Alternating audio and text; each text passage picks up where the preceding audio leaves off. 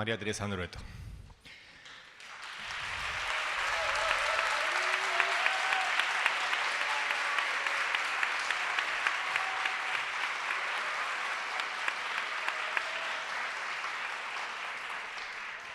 Casi que el aplauso fue suficiente, pero bueno, vamos a agregar algunos datos que está bueno repasar. Nació un verano, como muchos de sus relatos, a finales de enero de 1954 en Arroyo Cabral, Córdoba, en el seno de una familia descendiente de piamonteses. Creció en un pueblo de su provincia natal llamado Oliva. Estudió letras en la Universidad Nacional de Córdoba. Al finalizar la dictadura participó de la fundación del CEDILIG, un centro especializado en lectura y literatura destinada a niños y jóvenes. Ejerció la docencia y coordinó talleres de escritura en la ciudad de Córdoba. Es autora de novelas, libros de cuentos, poemarios y obras teatrales para adultos. Su obra ha sido traducida al alemán, al gallego, al portugués e italiano, también al chino, al turco, al coreano, al esloveno, y lo ha hecho merecedora de importantes reconocimientos. Premio Luis Tejada en 1993, finalista del Rómulo Gallegos por su novela La lengua madre, lista de honor del IBI, Premio Iberoamericano a la Trayectoria en Literatura Infantil SM 2009, Premio Nacional de Córdoba 2012, Premio Conex y Premio Conex de Platino 2014 a la Trayectoria y Premio Hans Christian Andersen a la Literatura Infantil. Bueno, ahora sí, María Teresa Andrueto.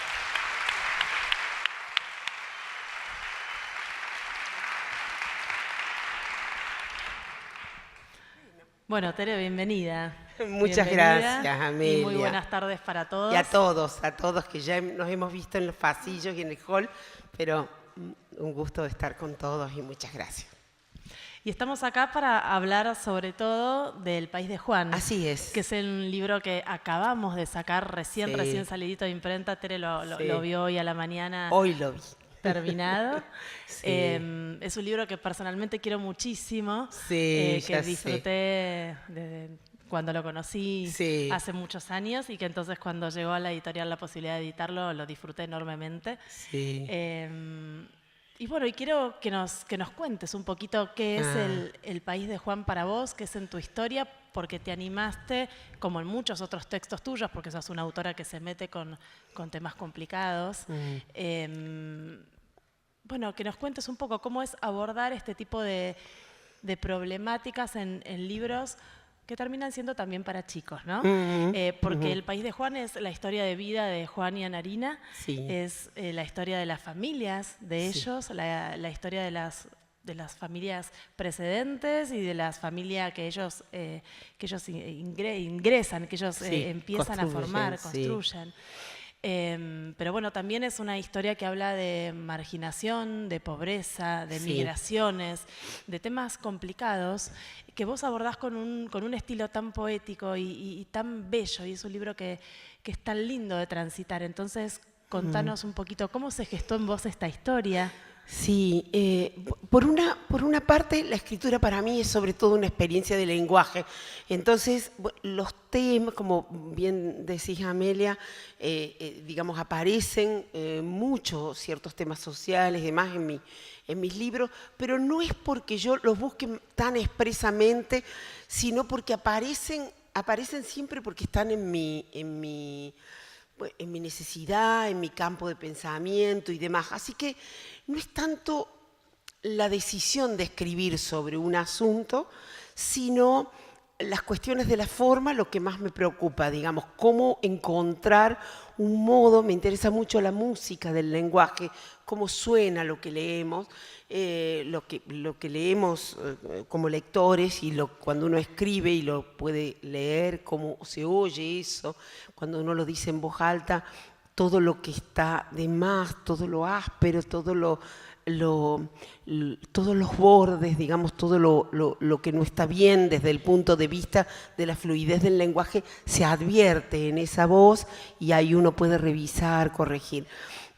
Yo escribí El País de Juan en el verano que va de 2001 a 2002. En esa época yo daba muchas horas de clase todavía. Entonces el verano siempre era el momento, digamos, en que la escritura se desataba y bueno, hacía pocos tenía dando vueltas algo que yo quería contar la historia de un chico con un reloj, porque en realidad mi compañero de vida, es una anécdota pequeña, pero tiene un reloj que es el primer reloj, es el único, es el reloj de su vida, que lo compró cuando tenía 15 años, en 12 cuotas, con su primer trabajo, o en 10 cuotas, no me acuerdo. Y ese reloj lo ha acompañado toda la vida, incluso en circunstancias muy duras de su vida, siempre ha estado con él ese reloj. Entonces yo pensaba en la historia de un chico, no su historia, por cierto, pero la historia de un chico que se compra un reloj y se hace hombre, pasa el tiempo y se hace hombre, y en ese tránsito de ser niño a ser grande, el reloj lo acompaña. Y estaba en eso, empezada mi historia, que no sabía que se iba a llamar El País de Juan todavía, cuando se desató la crisis tremenda, la debacle de 2001. Y entonces hay una frase de Demócrito de Abdera que a mí me gusta mucho, que dice que todo está hecho de azar y necesidad. O sea, hay algo interno que pide y hay algo que aparece en el afuera y que se unen y provocan los gestos de nuestras vidas y también la creación.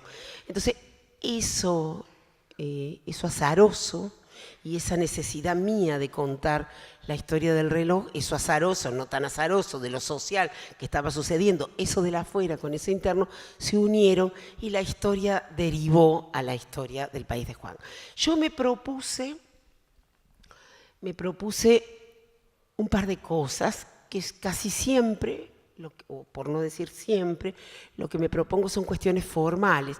Me propuse contar una historia simétrica, la historia de un muchacho, la historia de una chica y luego la vida juntos, o una parte de la vida juntos, y me propuse contar este empobrecimiento a la manera de un cuento arquetípico o de un cuento maravilloso, digamos, o sea, metaforizado, poetizado, no con un registro realista, de realismo duro, digamos, ¿no? ¿Por qué? No sé, quizás porque tenía en el alma una novela que adoro, que es El Trino del Diablo, de Daniel Moyano, que es un poco la de un violinista que va a una villa miseria y que tiene así como un tono. Entonces uno lee el empobrecimiento, esa música me sonaba, esa musicalidad. Y esa música es lo que busqué escribiendo acerca de este chico. Entonces en esa escritura uno busca ciertas palabras que son palabras un poco poéticas, digamos. Nosotros cuando revisábamos el texto me decía palomitas de maíz o pochoclo. No, palomitas de maíz, porque aunque no sea... a lo mejor no es tan nuestro, pero entra en ese tono y así, ¿no? Una historia de un deterioro social, de un empobrecimiento, de un muchacho y de una chica en historias paralelas, uno del campo a la ciudad, otro de la ciudad hacia sus márgenes, y luego algo, un encuentro, algo que podríamos decir como una esperanza también, ¿no? ¿Y cómo se integraron los personajes en esa historia? ¿Empezaste con Juan? Empecé con Juan. ¿Sumaste a Narina? Sí, conté toda la historia de Juan y cuando la tuve pensé que la necesitaba ella. Iba a ponerle un nombre, porque Juan es un nombre arquetípico, uno dice El País de Juan. Bueno, lo arquetípico, sabrán ustedes, es eso, digamos, donde uno relata de un modo... como metaforizado, digamos, no de un modo de realismo duro, como decía. Entonces, un nombre que fuera como un arquetipo del nombre de un habitante de un país, de cualquier muchacho. Entonces, el País de Juan podría ser el país de cualquier muchacho de este país, ¿no? Y luego, entonces, en consonancia, en la historia simétrica, yo podría haberle puesto María, digamos, como hace Javier Villafañe, los cuentos de Juancito y María, que son así, como los nombres arquetípicos, un muchacho que es como todos los muchachos y una chica que es como todas las chicas. Pero a mí me gusta mucho un poeta brasileño que se llamó Manuel Bandeira, y Manuel Bandeira tiene un poema que en esos días me resonaba mucho. A ver, hay cosas que uno no sabe por qué aparecen, como si fueran los sueños, aparecen con persistencia mientras uno está en un proyecto de escritura, porque es como que no todo lo decide uno, hay algo, digamos, que se impone, que a veces uno no sabe por qué, y parte de la calidad de un escritor es poder escuchar eso que aparece, que uno no sabe por qué, escuchar ese desvío, ¿no? Bueno, lo cierto es que el poema es un poema en el cual un hombre invita a una mujer a dejar todo e irse, es otra temática, y le dice, deja a tu marido, tus hijos, tu amante, vamos al norte, a Narina, vamos a vivir de brisa. Y se me impuso a Narina y no se fue más. Yo intenté poner María, o sea que no siempre escuchaba bien, quería como dirigir la cuestión y bueno, me entregué. Así es. Y hablando de esta musicalidad que vos permanentemente revisás en tu escritura, mucho. Tanto desde la selección de algunas palabras como la selección general de las ideas, de cómo las contás. El tono. También estuvimos hablando en la edición de los silencios, claro, ¿no? Que es otra manera de escuchar lo que uno escribe. Porque y los espacios en blanco que se ven escritos en el libro. Son de la escritura, digamos. Eso hablábamos con Amelia, son parte de la escritura. En realidad en general yo trabajo así y es una escritura que por ahí es una narrativa que por ahí se atraviesa de algún modo con lo poético, digamos, porque el tema del silencio, el modo de espaciar o el modo de cortar la frase, son cosas que en general hacen más los poetas que los narradores. Y bueno, yo me cruzo a veces un poco, que es un camino riesgoso porque en el que uno tiene que andar con los pies descalzos, así con mucho cuidado, porque lo excesivamente poético en la narrativa puede llegar a perturbar. O sea, hay una medida, digamos, para que no deje de ser un relato si está atravesado por lo poético. Todo es ahí como... Pero lo más importante, y casi diría que siempre, para mí, más que el asunto, es el modo del narrar, el tono, digamos, en el cual entro yo para escribirlo y pretendo que entre el lector, conquistar al lector para que entre, ¿no? Una vez que ingreso a ese tono, una vez que empiezo, bueno, un libro se escribe a lo largo del tiempo, yo ya no me acuerdo, bueno, habrán sido unos 3 meses más o menos la historia, la escritura del País de Juan, unos 3 meses bastante intensos porque en el sentido de que era verano y yo estaba para esto, digamos, estaba más libre de otras cosas,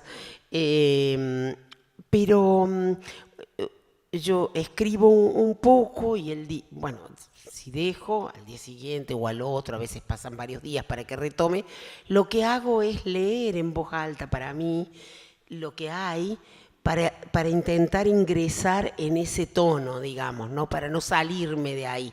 Eso, si no puedo, también me ha pasado de abandonar proyectos porque el tono se me pierde, ¿no? Es muy importante para mí. Y el tono, ¿qué sería el tono? Sería como una impronta, como la música que ese personaje o esa historia tiene, no digo el escritor, porque uno puede entrar en un tono en un libro y en otro tono en otro, tiene a lo largo de ese canal, digamos, que es del tránsito por ese canal, que sería un libro, la escritura y la lectura de un libro. Uno lee, les habrá pasado a ustedes, hay libros, hay novelas o cuentos que uno los lee velozmente. Otros los lee muy pausados, otros los lee como en un estado más eufórico o más melancólico, y eso es algo no tiene que ver con cómo está uno, tiene que ver con algo del texto mismo, algo que quien escribe pudo trabajar para hacernos entrar en un ritmo, en una música. Y la verdad que en este caso se siente desde el inicio. Desde la edición lo que pensamos era acompañar ese texto y esa poética con imágenes sutiles, sí, con simpleza. Sí, las ilustraciones de Matías, sí, esa búsqueda tuya, Amelia, sí. Compartida. Sí, con Mariana, con el equipo y sí, todo. Pero fue intencional también, claro, el modo de ajustar, de compensar también. Sí, y sin estridencias, digamos. Exacto, sin estridencias, sí. porque claro, el tema de fondos, digamos, uno podría decir, es muy fuerte. Hay cartoneros, hay pobreza, hay deterioro, hay pérdida de cosas y demás. Pero el tono contrarresta bastante eso. Entonces, hay un arco entre lo que se cuenta y el modo de contarlo, me parece a mí, Totalmente. que hace que haya una entrada, no sé, amable. Amorosa. Amorosa. Para mí la palabra es amorosa. Es un texto amoroso que habla de temas tan difíciles y tan complejos como eso, ¿no? Como la migración, como la marginalidad. Y también muy esperanzador, porque siempre el tono que vos lográs es esa búsqueda interna de la esperanza por conseguir, por ir tras la búsqueda de algo mejor siempre, ¿no? Sí, porque también a veces me parece que desde las ciudades más grandes o desde ciertos sectores sociales, se ve la pobreza como una cosa como monocorde, o sea, ahí están los pobres, son así, les falta todo, y no es tan así. Yo he tenido algunas épocas de mi vida atravesadas por la pobreza y también he tenido gente próxima y he vivido, cuando uno vive en lugares pequeños, en pueblitos, bueno, ve también, y hay muchas maneras de ser pobre. Muchas maneras. Entonces, no siempre están todas las carencias juntas, no siempre hay la misma postura en relación a eso.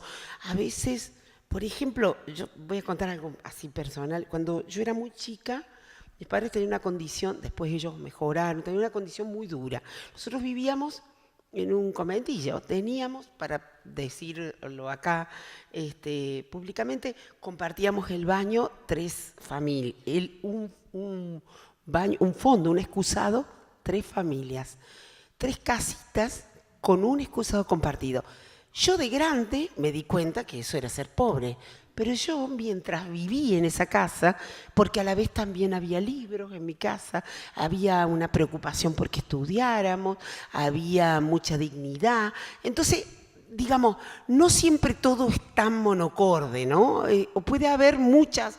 Y la pobreza en el campo también tiene unos visos de dignidad en los pueblos pequeños que a veces en la abrumante vida de la ciudad se pierden, ¿no? Entonces hay solidaridad, hay encuentro con el otro. No es que esté haciendo una alabanza de la pobreza y que diga que la gente tiene que necesitar porque total está todo bien igual. No es eso. Pero quiero decir, a veces hay también una mirada muy estereotipada. Hace un tiempo, en un programa de televisión que hablaban de la Villa de Retiro, unas entrevistas de la gente, yo no sé si eran la gente de la Garganta Poderosa o de alguna de esas publicaciones, hacían unas entrevistas a personas que vivían en la villa y una mujer que trabajaba en trabajo precario, pero que estaba estudiando de noche, decía, bueno, mi vida no es tan mala, mi vida es linda, mi casa es linda, tengo flores en el balcón. A mí me impactó eso, porque flores en la ventana, a mí me impactó eso, porque a veces, digamos, por supuesto, en un contexto de pobreza, pero digo, si uno puede a veces aferrarse de eso y dignificarse desde ahí, quizás la lucha y la posibilidad de bueno, de crecimiento, de mejora, de desarrollo, se hace más amable, ¿no? Si uno tiene poco pero puede estudiar, si uno tiene poco pero tiene una escuela cerca, si uno tiene poco pero tiene un maestro que lo escucha, porque una cosa es la pobreza y otra es la marginalidad.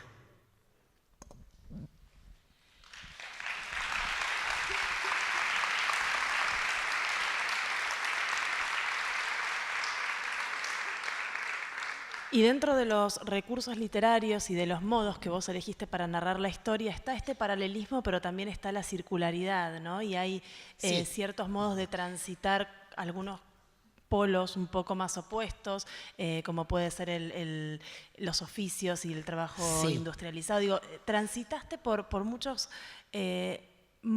De muchos modos diferentes para poder dar cuenta de este relato. Entonces me gustaría que nos cuentes un poco más sobre eso. Sí, porque en realidad eso tiene que ver con las formas, lo que yo les digo que siempre me preocupa mucho.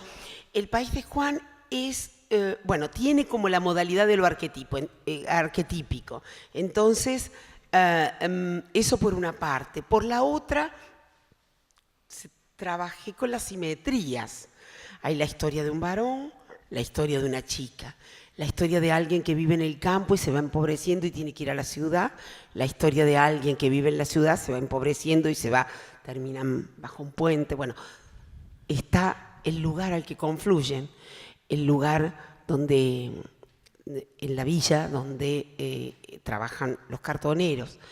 Y también hay algo de la dignidad, ¿no? Porque aún en medio de ese espacio y de la dureza que pasan, ellos encuentran la belleza también, ¿no? Algo que encuentran entre los restos, algo que guardan en una cajita, un recuerdo, además de la vida amorosa entre ellos. Claro, los oficios, hay alguien del campo, hay alguien de la ciudad, la de la ciudad. La familia de Anarina trabaja con máquinas de tejido, la familia de él trabaja en el campo con una economía de subsistencia. Se me aparecen muchas cosas que yo vi en la vida también. Por ejemplo, he ido bastante a la Patagonia y la gente de la economía campesina de subsistencia que viven lejos con unos animales. Por ejemplo, una vez fui a unos pequeños criadores de ovejas de una cooperativa mapuche, que son un miembro vive acá, el otro vive a 100 kilómetros y así, en la meseta más dura. Y bueno, dicen, bueno, yo tengo mis animalitos y entonces cuando nace el hijo van separando unas crías porque le van haciendo una pequeña majada para que cuando sea un adolescente, ya tenga sus animalitos, ¿no? Eso, cuando yo hablo de pobreza y dignidad, me refiero a ese tipo de cosas, ¿no? Bueno, ese hijo tendrá un modito para empezar con sus propios animales. Entonces, ahí aparecen en la vida de Juan y en su familia la majada, la invernada o veraneada donde van, que es esto de que en el campo, en las zonas donde no hay pastos sembrados, sino pastos naturales, bueno, se está en un lugar y se va al lugar donde hay pastos. Cuando llega el invierno se va a otro lugar, va el muchacho con su pequeña majada a hacer comer a los animales, vuelve al tiempo. Bueno, todas esas cosas de la vida del campo que a veces en la ciudad no se ven y que a veces, bueno, perdemos, ¿no? También. De un campo que no es el campo de los productores, que es otra manera de estar en el campo, sino la de los campesinos. Los campesinos de subsistencia, en el noroeste cordobés hay muchos, bueno, en Patagonia, en muchos lugares, sobre todo hacia las zonas de montañas, serranas, porque en la llanura es más próspero el cultivo y demás, ¿no?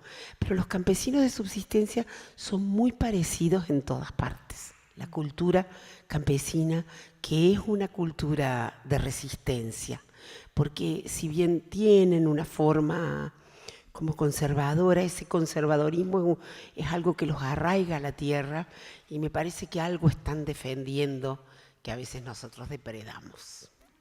Y vos hablas mucho de eso, ¿no? De arraigarse a la tierra, de emigrar. Eso pasa mucho en tus textos en general. Bueno, la migración sí. La migración me atraviesa enormemente porque, bueno, yo soy hija de un hombre que vino de Italia a la Argentina, de parte de mi mamá soy nieta de campesinos de subsistencia que vinieron del norte de Italia a fines del siglo XIX, como vino tanta gente acá.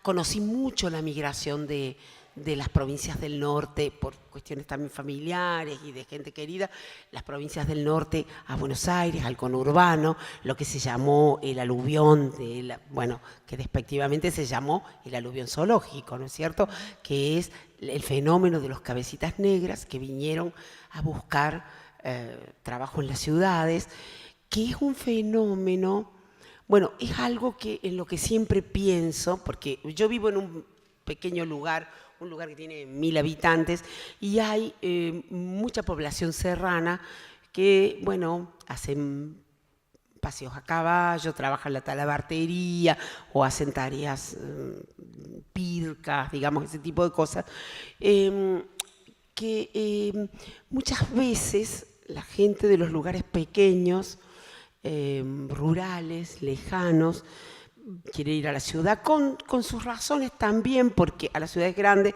por estas luces de colores que la ciudad presenta, digamos que atrae, se parece que van a vivir mejor, pero claro, hay saberes que las personas tienen en sus lugares, que sirven para esos lugares y que luego en el hacinamiento de las ciudades se pierden, esas personas se pauperizan, y a veces se marginalizan, porque si sabían trabajar el cuero ya no, si sabían hacer un apero no hay caballos, si sabían llevar a la gente por los senderos de la montaña, acá no hace falta, etcétera, etcétera, ¿no? Entonces, un poco también tiene que ver con eso, el país de Juan. Y pensando un poco en lo que hablábamos hoy a la mañana, qué poca literatura que hay sobre eso para chicos de esta edad, ¿no? Sí. Porque, bueno, te leemos con todo esto en Estéfano, por ejemplo, de una manera profunda, Sí. arraigada, pero sin embargo con El país de Juan podemos abordar todas esas temáticas, esas problemáticas con chicos más chicos en el aula, Sí, ¿no? eso sí, y también pensaba en eso escuchando a Laura, a las dos Laura, hablar sobre la obra de Gustavo. Justamente Gustavo tomó una zona de pensamiento, digamos, y de imaginario, el del monte, el del lugar alejado, que no es tan frecuente en lo rural, lo que sale de lo urbano, o sea, la literatura para chicos y jóvenes en la Argentina y también la literatura de adultos es más urbana que de los pequeños pueblos y demás. Esto tiene su razón de ser, porque un escritor, en general los escritores viven en las ciudades más grandes y entonces, bueno, la experiencia, digamos, transita más por ahí. Entonces, bueno, justamente pensaba en relación a Gustavo, también como que él ha sido, como, no sé si decir atípico, ha recorrido una zona que también de algún modo, de otra manera, digamos, podemos vincularlo con El país de Juan en el sentido de tomar lo que no es de las ciudades, digamos. Él ha recorrido una zona que no era habitual en nuestra literatura.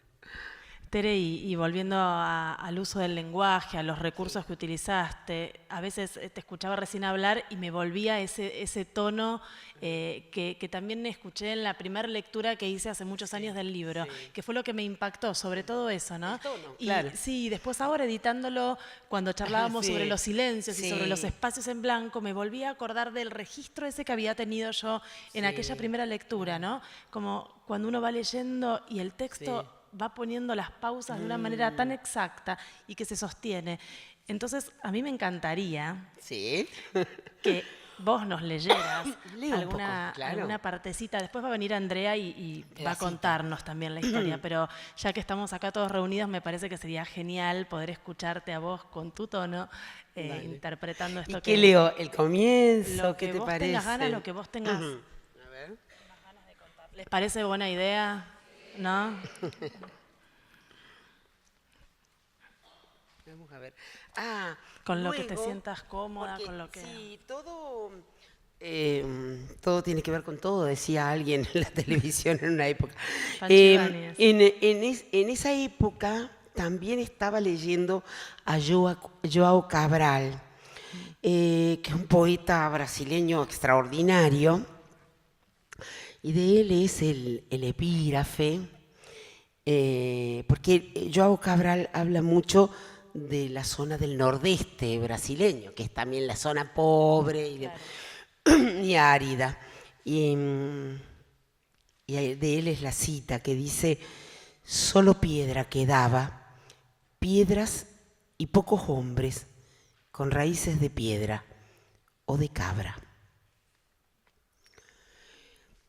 Los abuelos de Juan vivieron mucho tiempo de unas vacas que heredaron. Ordeñaban mañana y tarde las vacas y con la leche hacían queso y manteca y así se alimentaban. Trabajaban mucho en el campo y con lo que ganaban podían mandar a sus hijos a la escuela y comprarles cuadernos, zapatos y abrigo. Cada tanto bajaban por un día a la ciudad, iban hasta un parque de diversiones, tiraban al blanco y comían palomitas de maíz sentados en la plaza.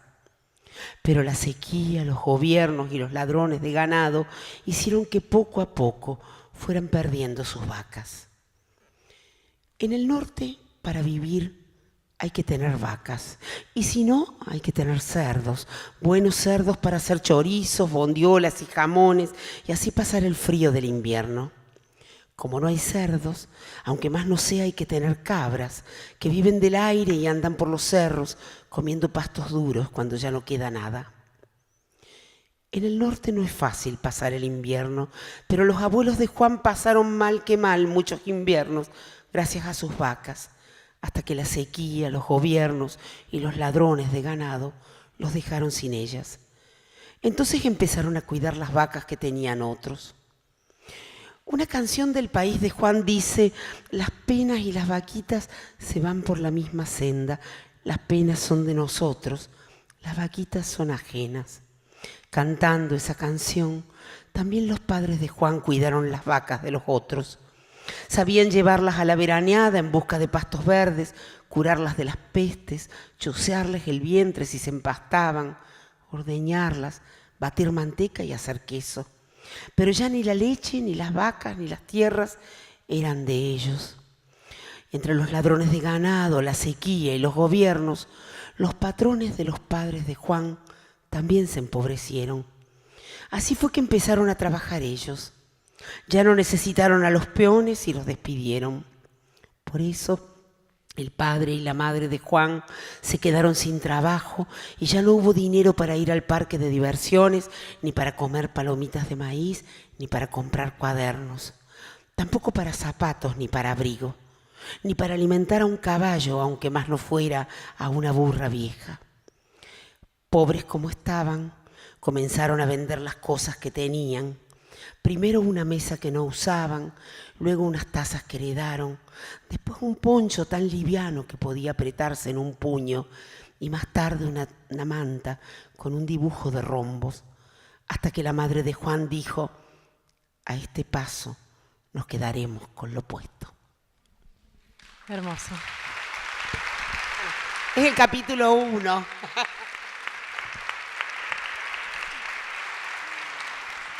Ahora en un ratito Andrea nos va a contar un poco más de la historia, así que vamos a poder completar esta idea, pero me parecía que era importantísimo aprovecharte y escucharte. Sí. Tere, abrimos un poquito a preguntas. Sí, claro. Por si hay alguien que tiene ganas de hacerle alguna pregunta a María Teresa. ¿Algún libro que hayan estado trabajando de ella en las aulas? ¿Algo que les haya quedado pendiente de lo que acaban de escuchar? Ahí hay una.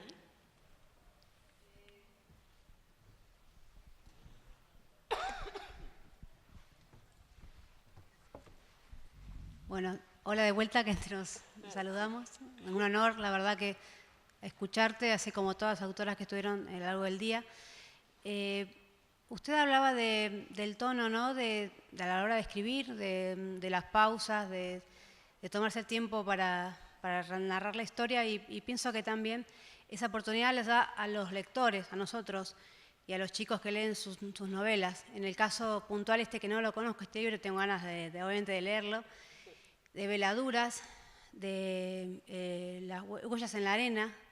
Son todas historias que permiten una relectura cada tanto, ¿no? No son libros que uno lo lee y lo guarda en el estante, ¿no? Pienso que, una opinión personal, es algo que, una novela que da eso, que gana de sacarlo cada tanto y volver a releerlo y reinterpretarlo. ¿Esa es su intención? Bueno, eso me agrada mucho que digas eso. Uno nunca sabe si eso va a suceder o no, y es distinto en cada lector, pero sí, esa sería como mi ambición máxima, ¿no es cierto? Que un libro, bueno, los libros que a mí me gusta leer no se gastan en una sola lectura, y entonces quiero otra, o cada tanto, o los vuelvo a abrir, y entonces si alguien me dice algo de un libro mío, me encanta. Eso, gracias. Gracias. ¿Quién te inspiró para escribir el libro del País de Juan? Lo primero, Alberto, que es mi compañero, porque él tenía un reloj y yo pensé en ir por ahí. Después la historia cambió mucho y podría decir que lo que me inspiró fue algo doloroso que pasó en nuestro país y algo a lo que nuestra sociedad tiende a volver, en esta circularidad que no es exactamente igual, pero ir hacia atrás en el deterioro de las condiciones de vida de las personas. A veces no siempre estamos tan atentos como sociedad a la cosa pública para cuidar que ese deterioro no suceda, ¿no? Porque a veces no nos afecta directamente a nosotros, depende, pero sí, seguro, afecta a un sector importante de la sociedad, y entonces más tarde o más temprano eso llega también a nosotros. Porque la circularidad ahí...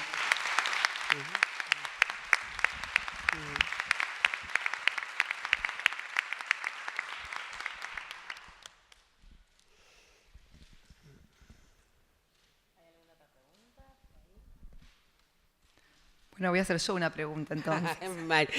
La super jefa. No. Pero me da curiosidad, porque hubo una edición anterior de Editorial Anaya, que es muy distinta a la actual. Distinta. ¿Cómo se siente para vos? Son dos libros distintos, porque sí, desde el tamaño del libro, la decisión blanco y negro, color, el tipo de ilustración, ¿cómo lo percibís vos? Sí, eso, pero antes voy a decir una cosa que te agradezco que me des pie. ¿Por qué el libro fue a salir en Anaya para una circulación en España? Porque en ese momento se estaban cayendo todas las editoriales y yo pensé, yo tampoco tenía el reconocimiento que tengo hoy en ese momento. Estamos hablando de 17 años, ¿no? Y yo pensé, este libro no lo va a sacar nadie, porque ya se hablaba, bueno, de toda la restricción del mundo editorial en ese momento. Entonces, bueno, eso. Entonces lo mandé en un archivo a una dirección que tenía, que alguien me pasó, de un editor de Anaya. Por eso salió allá. Este es otro libro, es el mismo texto, pero es otro libro, porque es un libro, primero, bueno, ellas lo saben, tanto Mariana como María Amelia, que yo quise que saliera en este sello editorial, porque quise que estuviera, básicamente es porque quise que estuviera junto con Estéfano y La niña, el corazón y la casa. Que yo pienso que son 3 libros que hacen como un abanico de lo social, llamémosle, de problemáticas nuestras con distintos abordajes de lenguaje. Yo lo siento como libros hermanos. El País de Juan, quizá para un lector más chico, y Estefan un lector más complicado, bueno, más entrenado, digamos, pero esos 3 libros yo los encuentro, y en ese sentido es otro libro. Las ilustraciones, la delicadeza de las imágenes, el concepto editorial hermanado con Huellas en la Arena, en la misma colección, tamaño, estética. Claro, es una segunda oportunidad para el libro, una oportunidad muy fuerte que también llega en un momento mío de mucha receptividad, digamos. Yo siento que estoy en un momento en el que lo que yo publico se ve, eso no siempre pasa cuando uno recorre distintos momentos como autor, ¿no? Como escritor. Entonces estoy muy agradecida y además es el lugar donde yo quise que estuviera este libro. Y bueno, espero que la idea de un libro ilustrado le agregue amorosidad, me parece que sí, al lector en el ingreso a un asunto complejo, doloroso de nuestros días, como ha sucedido circularmente en otros momentos de la historia argentina. Tere, nosotros te agradecemos muchísimo por tener el libro. La verdad es que es precioso. Cuando puedan, acérquense a esta lectura. Mil gracias a vos por acompañarnos también hoy acá. No, a vos, a ustedes, Mariana, Amelia, equipo, a todos y a ustedes por estar acá. Gracias en la parte que me corresponde, en esta jornada en la que hemos estado muchos compartiendo con ustedes y después en los pasillos, los trabajos de ustedes. Bueno, debo decir, no puedo no decir 2 cosas. Bueno, Liliana, voy a decir esto, Liliana. No sé decir más. Y la otra cosa tiene que ver con las escuelas y la lucha por las escuelas, por el no cierre de las escuelas en el Delta, las escuelas rurales, el trabajo de los docentes, los profesorados, el trabajo de los docentes, mucha de la transformación que podemos hacer en este país, mucha pasa por la escuela y por ustedes. Gracias. Qué importante entonces, Tere, tener textos como estos que nos acercan y nos ayudan a pensar la realidad, ¿eh? Muchísimas gracias a todos.